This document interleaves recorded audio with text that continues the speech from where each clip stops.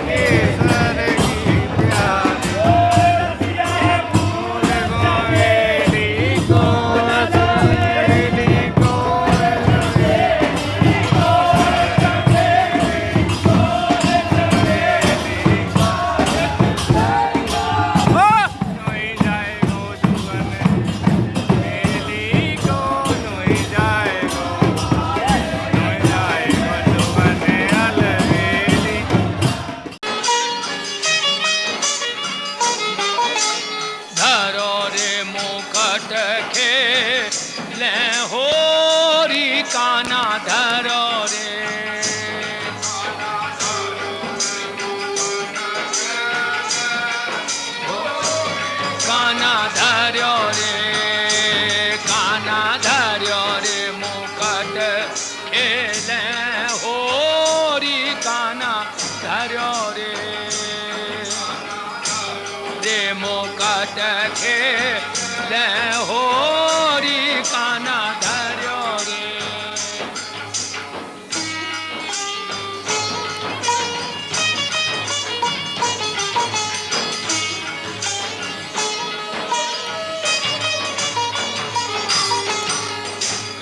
तेरो हार कहाँ नकबे दरगा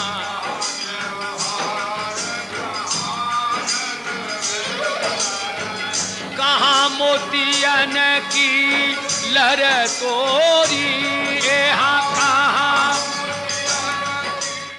હોળીના તહેવારમાં લોકો એકબીજા પર ગુલાલ તેમજ અવનવા રંગો છાંટીને ઉજવણી કરે છે। પરંતુ આ સાથે જ હોળી એ ભગવાન શ્રી કૃષ્ણના ભક્તિમાં લીન થવાનો પણ તહેવાર છે। આમ હોળી પહેલા હોળી રસિયા અને ફૂલ ફાગ મહોત્સવની ઉત્સાહભેર ઉજવણીની વિશેષ ધાર્મિક પરંપરા છે। ઠાકોરજીને વસંતના ભાવથી આનંદિત કરવા અને ભક્તોમાં ભક્તિભાવ જગાડવો એ જ માત્ર પવિત્રતા સાથે આનંદ કરવાના દિવસો એટલે જ કૃષ્ણમય હોળી। આ ઉત્સવમાં પરંપરાગત કીર્તનોમાં વ્રજની હોળીની ઝાંખી જોવા મળે છે અને તે હવેલી સંગીતના ધ્રુપદ ધમાર શૈલી પર આધારિત હોય છે। ये रंग रसिया तो भैया हमारे जो होली का उत्सव है ये हमारे ठाकुर जी के जमाने से 5000 साल से जमा आ रहा है ब्रज में। और जो ब्रज का भाव है और होली का भाव है एक प्रेम का भाव बोलता है, जैसे प्रेम बढ़ाते हैं, आपने किसी को दिया। ऐसे हमारे यहाँ ब्रज में जब होली खेली गई है ब्रजवासियों के साथ में, कन्हैया ने गोपियों के साथ में बरसाने जाके, तो हमारे यहाँ कैसे उलाना दे रही है ठाकुर जी को कि हमारे यहाँ बरसाने गाँव आ जाइयो। ऐसी होली तो ही खिलाऊं, छठी को दूध याद कराऊं। जब छठी पूछती है ना ठाकुर जी को तो ऐसा भाव दे रही है गोपी कि दूध छठी को तो याद दिवाऊं। सुन ले रे काना ब्रज को बाला, ये ही ब्रज बाला है। और या को भाव अनूप जो ब्रजवासी ने रखो है वही होली को रंग है। दूसरों इस रंग को कोई प्रकट नहीं कर सकता है, एक ब्रजवासी के सिवा और एक हमारे कन्हैया के सिवा। ये होली जो है वो अद्भुत आनंद का विषय है और इसको केवल रसिक ही समझ सकते हैं, हर व्यक्ति की समझने की वस्तु नहीं है ये।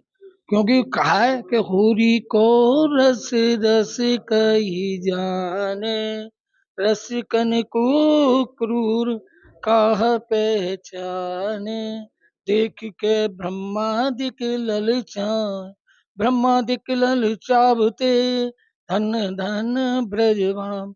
और गोवर्धन ध्वज विषय में ध्वज वर घासी राम, ध्वज वर घासी राम सदा वे, कह रंगीले ख्याल मैं तो सोई रही, सपने में मोह पे रंग डारो नंदलाल। હોળી રસિયા ઉત્સવોના વિશેષ કાર્યક્રમ થકી શ્રી કૃષ્ણ ભક્તો આનંદ કરી શકે, સાથે ભગવાનની ભક્તિમાં સાક્ષાત્કાર અનુભવે તે માટે અલગ અલગ કલાકારો વિશેષ શ્રી કૃષ્ણજી અને રાધાજી બનીને પણ સંગીતમય ભક્તિમાં ભગવાનની ભૂમિકા ભજવવાનો પ્રયાસ કરે છે. તેમના પોતાના પણ આવા અનુભવો તેમને અલૌકિક અનુભૂતિ કરાવે છે. तो मैं ये रसिया पहली बार करी हूँ, वो भी श्याम कन्हैया ठाकुर जी के साथ।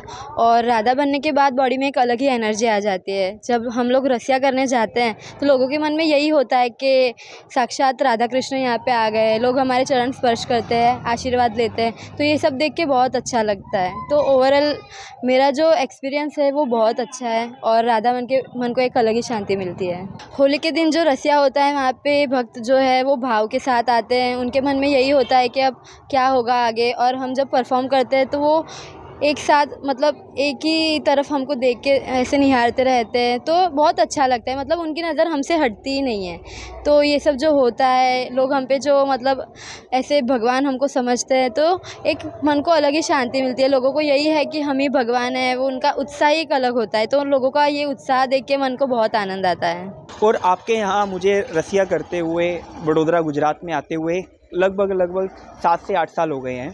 और मेरे को ये रसिया करते हुए, वैसे मेरी जब एज थी ठाकुर जी कृपा से, मैं तब 8 से 7 साल का था, क्योंकि हम पहले रासलीला में रसिया करते थे। और ठाकुर जी कृपा से फिर उनकी शरणागति मिली श्रीमद् भागवत कथा में। हमारे आदरणीय ब्रज कुमार महोदय श्री गुरुदेव जी से मिलना हुआ ब्रज में ही, और फिर इनके माध्यम से गुजरात में आना हुआ और बहुत ही ज़्यादा आनंद की अनुभूति हुई। और मुझे रसिया करते हुए बहुत ही ज़्यादा आनंद आता है।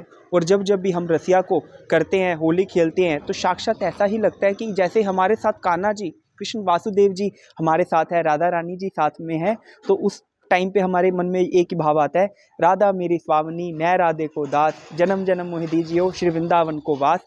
वृंदावन सो वन नहीं, वंशी वट सो वट नहीं, नंद गाम सो गाम नहीं, गोकुल धाम सो गाम नहीं। और हमें जब रसिया करते हैं बहुत ही ज़्यादा आनंद की अनुभूति होती है। और जब ये रसिया हमारे ऊपर ठाकुर जी की इतनी कृपा है कि हम मंच पे कब क्या कर दें हमें खुद को भी कुछ भी आभास नहीं होता। વૈષ્ણવ સંપ્રદાયમાં હોળી રસિયાનું ખૂબ જ મહત્વ રહેલું છે. વ્રજભૂમિમાં ભગવાન શ્રી કૃષ્ણ ધૂળેટી જે રીતે વ્રજવાસીઓ સાથે રમ્યા હતા, તેમ ગુલાલ અને કેસુડાથી વ્રજભૂમિ જેવો આનંદ જ્યાં જ્યાં વૈષ્ણવો છે ત્યાં હોળી રસિયાના ભજનો સાથે કરાય છે. નહીં કે માત્ર રંગ સાથે એકબીજા પર પુષ્પવર્ષા કરીને ફૂલથી હોળી રમવામાં આવે છે. પરબ્રહ્મ પરમાત્મા ભગવાન શ્રી કૃષ્ણના અવતાર કાલથી લઈને હમણાં સુધી આ હોલી પર્વનો તહેવાર ઉજવવામાં આવે છે. હોલી એ વાસ્તવિક અગર આપણે એનું ચિંતન કરીએ તો એ વ્રજનું, ઉત્તર પ્રદેશનું અને ખાસ વ્રજમંડલ વ્રજ 84 કોષનું એ રિજનલ ફેસ્ટિવલ છે, પ્રાંતીય ઉત્સવ છે. વ્રજનું લોક તહેવાર હોવાના કારણે વૈષ્ણવી પરંપરામાં પુષ્ટિ માર્ગમાં પણ આ હોલી ઉત્સવને એ જ પરંપરાથી મનાવવામાં આવે છે. જેમ ધોળ અને પદ, એવી રીતે કીર્તન અને રસિયા બે વિભાગ છે. કીર્તન અને રસિયા બંને અષ્ટસખાઓ દ્વારા લખાયા છે. અને જે ભક્ત કવિઓ થયા એમાં પ્રમુખ વલ્લભાચાર્યજી અને શ્રી ગુસાઈજીના સેવક અષ્ટસખાઓ થયા, જેમણે મહાપ્રભુ વલ્લભાચાર્યજીએ શ્રી ગુસાઈજીએ શ્રીનાથજીની સેવા સોંપી હતી. તો જે એમણે પોતાના અનુભવ કરીને ચિંતનમાંથી પ્રગટ થયેલી જે રચનાઓ છે એને કીર્તન કહેવાય છે. અને અષ્ટસખાઓએ પ્રત્યક્ષ જે લીલાનું દર્શન કર્યું કે રાધા કૃષ્ણ હોળી રમી રહ્યા છે, વ્રજવાસીઓ ભગવાન શ્રી કૃષ્ણને હોળી રમાવી રહ્યા છે. અચકા અચકા આય કી ભાજી गिरधर गाल लगाए, गोविंद की या छवि पर जिन गोविंद बल बल जाए. તો ગોવર્ધન કી આ છબી પર તો ભગવાન શ્રી કૃષ્ણ પ્રત્યક્ષ રમી રહ્યા છે. એનો લીલાનો અનુભવ સામે જેમ ચલચિત્ર ચાલે એવી રીતે સાક્ષાત લીલાનો અનુભવ કરતા જે એમને અનુભવાયું તે લખાયું એનું નામ રસિયા છે. મથુરા હોય કે વૃંદાવન કે પછી હોય વડોદરા, વૈષ્ણવો અને કૃષ્ણ ભક્તો હોળીના આ પર્વે શ્રી કૃષ્ણને ભજવા માટે સંગીત સાથે રંગનો સમન્વય કરી ભક્તિમય વાતાવરણમાં વર્ષોથી આનંદ કરતા આવ્યા છે અને હંમેશા કરતા રહેશે. અને આ આનંદમય ભક્તિ એટલે જ હોળી રસિયા.